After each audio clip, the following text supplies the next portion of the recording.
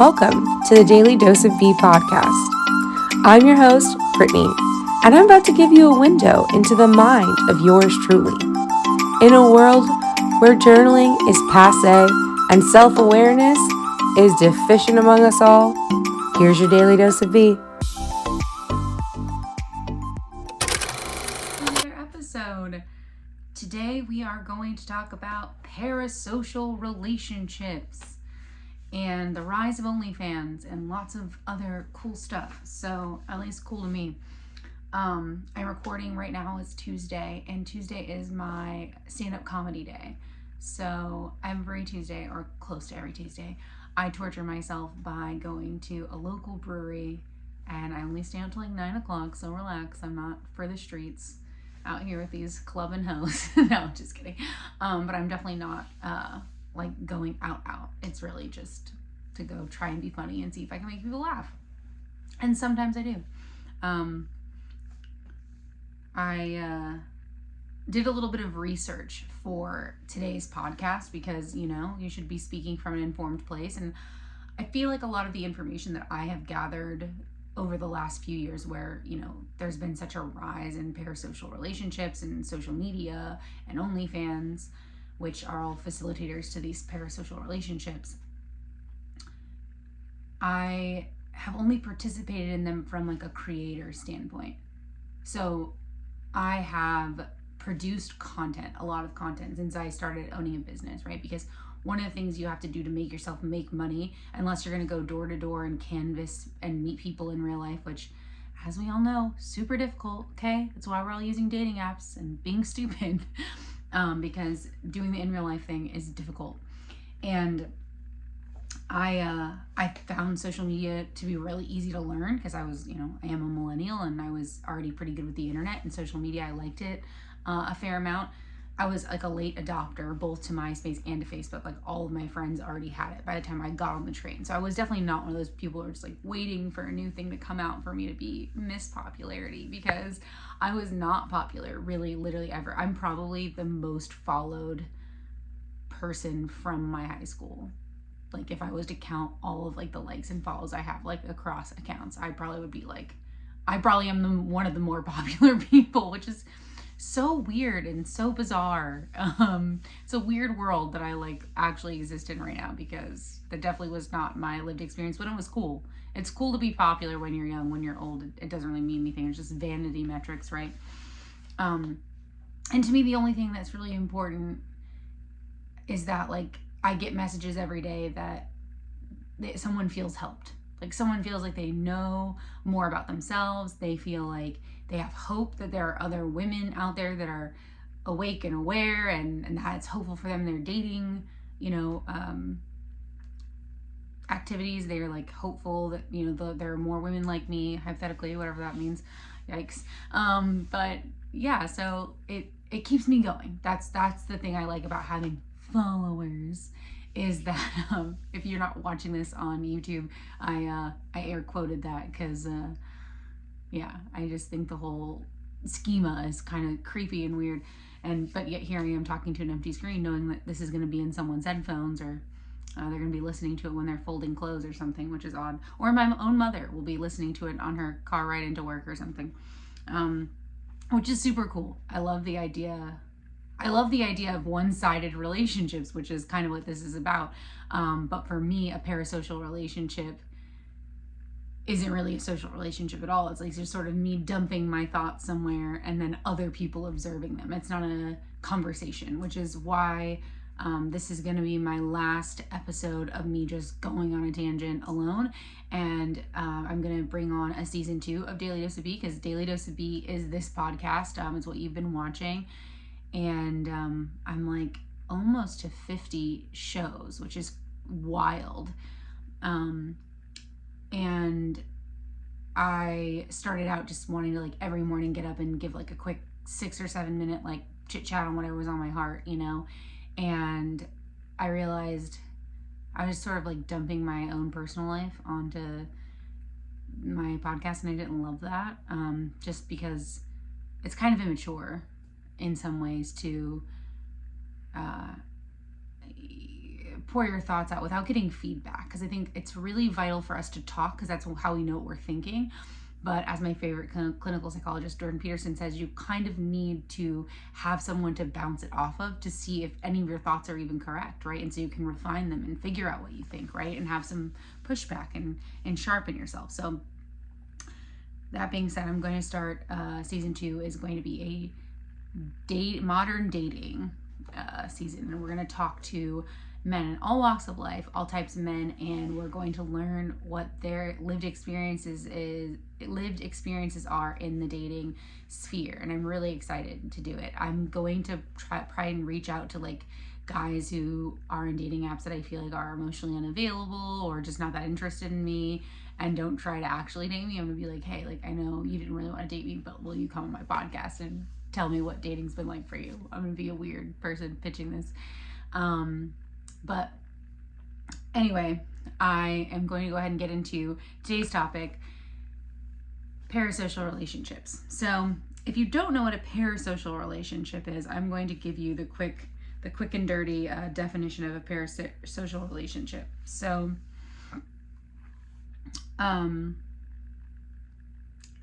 experts say that parasocial relationships are a relationship wherein one party is being more transparent about who they are, and there is no knowledge of the other side of that relationship. So if I'm producing content and people feel like they know me because I'm producing vulnerable content, and it can be vulnerable in any way, right? Like, I'm emotionally vulnerable, but you could say that people are in parasocial relationships with OnlyFans girls because they are getting they're having the vulnerability of their sexual access to them without that person, the person creating the content, actually knowing the people who feel like they know them, right? So it's a very one-sided relationship, which is why it's parasocial. It's not truly a social relationship, because a social relationship is an exchange, right? Like, you would come to me and be like, Brittany, tell me about your dating life. Then I would tell you, and we'd chat back and forth. I learn about your dating life, you learn about mine.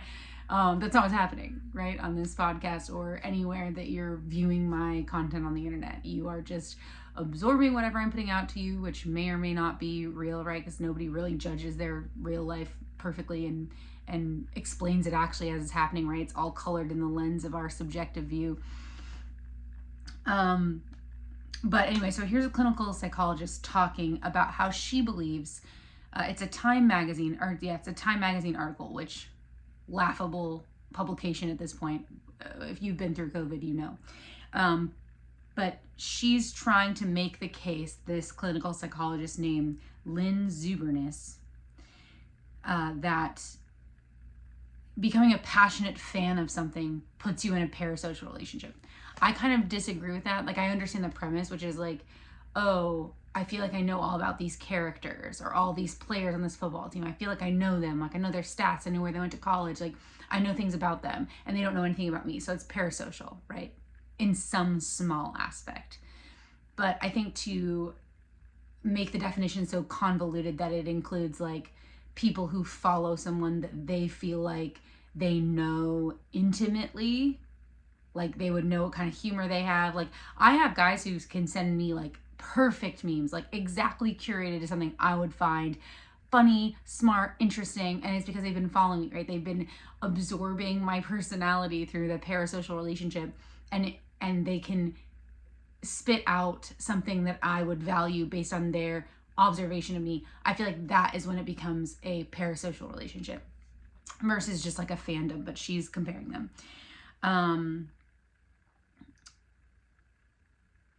So she said, ever yell at a football player on your TV who just fumbled the ball even though you know he couldn't hear you? That's an example of a parasocial interaction, which can progress into a parasocial relationship, typically defined as a one-sided social and emotional connection developed with fictional characters or celebrities. So it says, by some estimates, 51% of Americans have been in parasocial relationships, but only 16% are willing to admit it. So I'm like, also, how do we figure out that disparity, by the way? Like, if only 16% of people are saying they've had a parasocial relationship, but we know it's more, which, like, that makes sense statistically that people would lie. But it's like, how do we know how much they're lying? I don't know. I just feel like that statistic seems like bullshit to me. So this author, again, like, this is such like mainstream trash, because why would we write an article that says it's okay that you're like in love with celebrities on the internet? That's fine. That's healthy. That's what we're doing right now in 2023. It says parasocial relationships can help adolescents in particular form an identity and develop autonomy, according to a 2017 study. By imagining relationships and associating emotions with people at a distance, we have a safe forum to experiment with different ways of being, the researchers concluded. Additional research has found that parasocial relationships can help people with low self-esteem feel more confident and become closer to their ideal self. Okay, so now what we're saying is that people who have low self-esteem, which I'm just going to take that to mean, which it usually does, I'm going to take that to mean people who are socially outcast, right? So people that haven't sorted out how to be in a social relationship. Instead of making them keep trying and keep failing in real social relationships, this person is saying through research, we understand that a fake relationship with a celebrity or a persona, that teaches them how to have real relationships. I didn't say that. That's what this is saying. It says those with avoidant attachment styles who are generally wary of closeness often get attached to TV characters with desirable characteristics, and then they try to embody them, which can be an effective coping strategy. Can't say that's not true. I definitely see a lot of this in the red pill community with the people who like super worship Andrew Tate. And I'm not saying not appreciating Andrew Tate, because I appreciate Andrew Tate, which I know is sacrilege to say as a woman, because he does a lot of like kind of shitty, slutty things that like, just like in general, women are just like not here for it, right? Like women, we like the idea of like romance and deep meaning, and we don't like the idea of someone pursuing like fast cars, fast women, you know, like that's just, we don't understand that, like the desire to like pursue that. So like, he's kind of like a distasteful character to me personally, on that end. But I do think he's a very brilliant person. He's very well spoken. He offers a lot of encouragement to men who feel like they don't have any encouragement or didn't have a good dad that they could look up to. And he offers, you know, some amount of being a role model. I think there are better ones. Jordan Peterson is one better one. He gets a lot of shit from that community because he is absolutely a masculine man who also doesn't feel the need to be like, fuck hoes, that's how you have to be masculine, which I feel like we can all just appreciate that so beautifully. He thinks the depth of a marriage is an important thing, and God bless him for that. But anyway, I see a lot of men attach themselves to this celebrity, right? And they want to try out being an Andrew Tate. So they go on the internet, especially onto Instagram, and they will be like, oh, dumb single moms doing what dumb single moms do. And like, whatever, that's a random example because that's what I hear as a single mom. But like, you know, just like, well, women don't deserve that because women just take everything for granted. Women have life on easy mode. They say these robotic phrases that they've heard, right? And it's because of these parasocial relationships. And men are not the only ones, for sure. I mean, there's women who are obsessed with Kylie Jenner, and so they're like, now they need to overline their lips or get Botox a certain way because that's what they saw a Kardashian doing. I'm not as aware of what female influencers are doing that women are copying because I have never, like, it's never been attractive to me. I also feel like there's just like, there are leaders and there are followers, and unfortunately God made me a more masculine dominant personality type, and so therefore I don't really follow along to what people are doing out there, but I have heard that. Anyway, I'm going to continue to read this really interesting thing that this clinical psychologist, who's like obviously a mainstream person who's trying to discourage men from having real relationships. It says feeling attached to a celebrity or character can also create a sense of comfort, or what Zubrinus describes as a secure base or safe haven that can help people persevere through the most difficult life challenges. Now, I'm going to say that I think a lot of us have like that safe comfort show, right? Like a show they've been watching for a long time, or just a show that they've seen 100 times. That like they don't have to follow along really closely to know what happens at the end of the episode. For me, that show is Friends, right? So I do think there is something to the idea that like having a safe thing that involves a celebrity or a TV show or something like that like you have an attachment to, that obviously is one-sided. The cast of Friends are not aware of me, Brittany, in my house in Florida right now. They don't know what's going on with me. But I know, if I turn that on, I can watch Rachel and Ross and argue. You know what I mean? Like, I like that feeling. I think that trying to make that connection between like having like a safe association with a show or with a character being the same thing as developing a safe haven by being attached to a celebrity, it rubs me the wrong way. It feels uncomfortable. And what I really think is going on in our society is like, we're leaning more into this, like, it's okay to have parasocial relationships because, like, why even try to have real life relationships, right? They're difficult. They're compromising. We feel scared when we're in them, especially women who are more anxiously attached. It's scary. We might be left, right? Someone might not like us and we might get broken up with. Like, there's a lot of things that go into, like, adding to that fear. And so I can understand why a lot of people choose instead to connect to anime or a video game or a show, because those feel like safe things for us. So when we're in times of high stress, which I can think of like one ex-boyfriend in particular who, when he was in high stress, his apartment would be like ransacked with like takeout food. He would sit and play video games and he would like itch his hair or like pull on his hair, something like weird with his hair, or his beard. That's what he would do. He'd like fuck with his beard and it would like look all piecey. And you could tell that his hand oils had been all in his beard all day because he was under high stress. And under high stress, he went immediately to these parasocial relationships because that's what gives him that safe feeling. And a lot of us who weren't raised with good parents who loved us, who like create a safe space for us to come and feel our feelings and talk to them and feel seen and feel loved, when we didn't have those safe havens, we looked to a comfort show, a book, Harry Potter, right? We were attached to those characters because we needed a feeling of attachment because we were replacing what we didn't have. But as you get older, again, just because something's not your fault doesn't mean it's not your responsibility, right? So like, it wasn't my fault, in particular, I'll use myself, that I didn't have those great role models. I didn't have that, like, those comfort attachment people. I didn't have that secure, safe forum in my family social network. But it is my responsibility now as an adult to find social people in my social life that I can connect with. And I mean, this is one form of it for me. This is very cathartic, right? Like getting out all of my feelings and all my thoughts, right? But it's not a relationship. I have to have those relationships.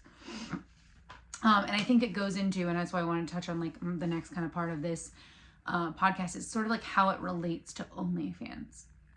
So in the last 3 years, there's been this huge uptick in OnlyFans, which is technically a subscription model site, but 94% of the content produced on OnlyFans is adult content. And I'm not like here to shit on OnlyFans. I have friends who have OnlyFans, and I think they are wonderful human beings. I think that what they're doing is damaging their long-term goals if they want husbands and children, if they don't already have them. One of them has a husband and children, so kudos to her. No problem there. But I do think that it's obvious that it's creating a cultural problem. So it's like, kind of as a creator, you sort of have to turn a blind eye. And I can even say this up to a lesser extent with social media, right? When you participate in this culture, which is, I need people in some way to fall in love with me or have feelings for me, because then they'll listen to my full podcast episode. They'll subscribe to my whatever I'm doing. They will pay for my products. It's out of a connection to me that they will perform that behavior. So it's like, I'm benefiting from that. I'm benefiting from the fact that people are having these deeper parasocial relationships. But I think it's especially harmful when you start involving sex. Because the purpose of sex is to make children, right? That doesn't mean that you can never have sex for any other reason.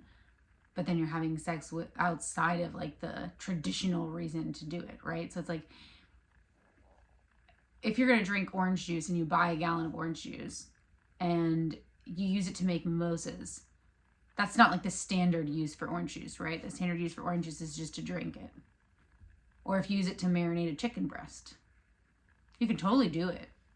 It's just not the standard use of that product, right? So the standard use of sex is to repopulate the earth, right? That's the idea. That's why penises and vagina, when you add them together, they equal a baby, depending on what time in your cycle you are, you know? So because of that, when you remove that hypothetical consequence from sexuality, it takes away from the sacredness on some level. And I fear that this like chronic overuse of porn in general, but like most especially OnlyFans, because the men who are searching for OnlyFans, and I'm going to share some statistics with you. I think I'm going to try and screenshot this and post it in the video. I'm not YouTube savvy, so maybe I won't. We'll see if I can figure it out. So I learned today that here are the broken down by age group, which it's quite terrifying. The average age of an OnlyFans consumer, is 29. 90% of the people using OnlyFans are men between the ages of 18 and 44.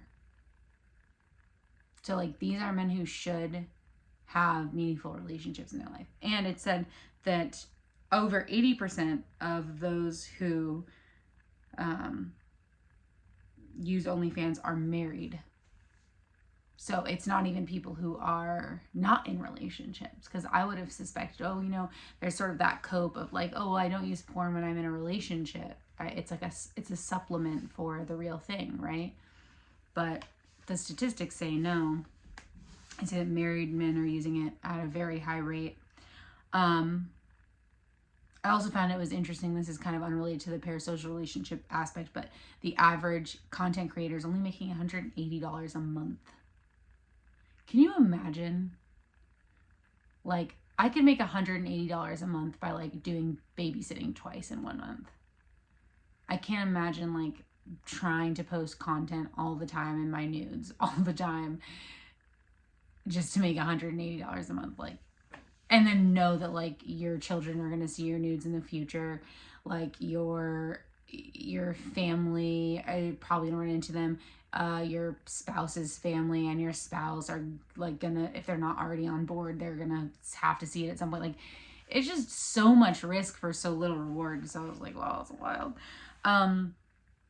The average users are 68.9% white, 89.5% are likely to be married, and 59% are likely to be heterosexual. So it's overwhelmingly married white men. And I just can't help but feel like it's this desire for a parasocial relationship. Like the difficulty of like getting your wife or your partner to be more fun or be more adventurous sexually, or even be more submissive to you and do what you ask, right? Once you add this transactional notion to the sexuality, you get to have what you're looking for in your actual relationship, which is probably to have someone that listens to you and respects you.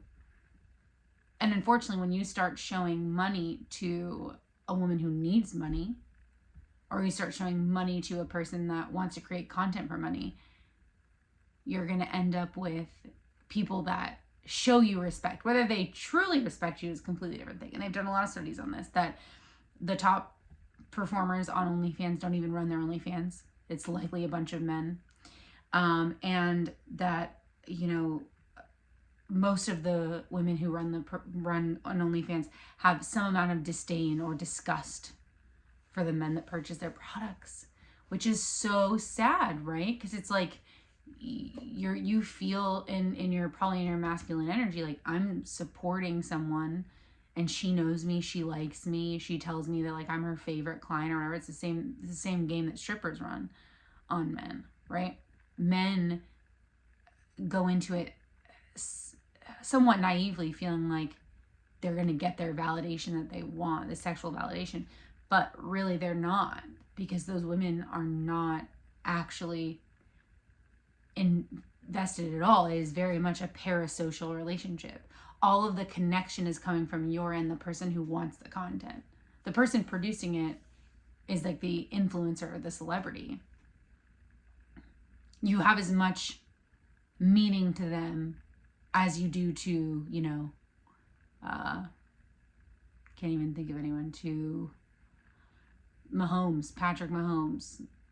Like when you're like, that was a terrible throw. You know what I mean? Like, it's like what you're saying doesn't actually matter at all. You might be right, but it doesn't matter because that person that you're talking about or talking to doesn't have any kind of real relationship with you. So it's very difficult to think about the fact that there are so many men in the United States specifically, and so many men, 97%, are men that could hypothetically go have a wife and go make a woman happy and have a social interaction with a woman that's actually healthy and beneficial.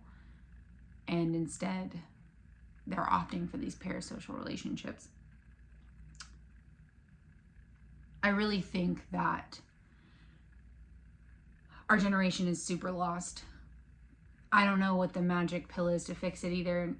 It's kind of scary to think about because I want it to be better.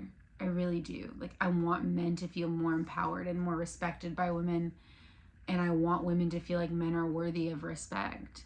And unfortunately, what hangs in the balance is like who moves first, right? Do men stop consuming content and being in these parasocial relationships?